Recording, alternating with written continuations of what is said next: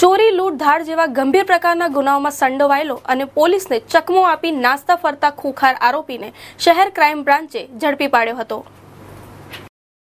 શહેરમાં પેટ્રોલિંગ કરી રહેલા શહેર ક્રાઇમ બ્રાન્ચના હેડ કોન્સ્ટેબલને બાતમી મળી હતી કે અમદાવાદ, ખેડા તથા વટવા શહેરમાં સંખ્યાબંધ ચોરી, લૂંટ, ધાડ જેવા ગુનાઓનો ખૂંખાર આરોપી શહેરના રેલવે સ્ટેશન હીરકબાગ પાસે ફરી રહ્યો છે।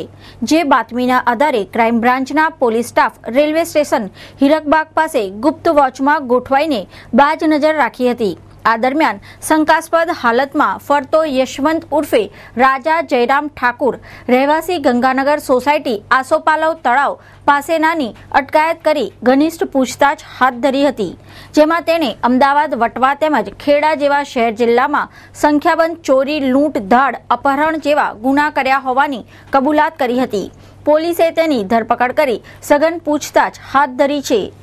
યશવંત રાજા જયરામ ઠાકુર નામનો માણસ છે। એ મૂળ યુપીનો રહેવાસી છે અને વટવા અમદાવાદમાં રહ્યો છે અને અગાઉ પણ ઘણા બધા ગરફોડ ચોરી, વાહન ચોરી, લૂંટ વગેરે ગુનાઓમાં પકડાયેલો છે અને હાલે રેલવે સ્ટેશનની બાજુમાં કોઈ જગ્યાએ એ આવેલ છે। બાતમીના આધારે ક્રાઇમ બ્રાન્ચની ટીમે એને પકડ્યો છે। એની પૂછપરછ કરતાં એણે ગુનો કબૂલ કરેલ છે અને આ અંગે કડોદરા પોલીસને જાણ કરેલ છે। કડોદરા પોલીસ આરોપીને મેળવી લેશે। અગાઉ કેટલા કેસમાં પકડાયેલો છે?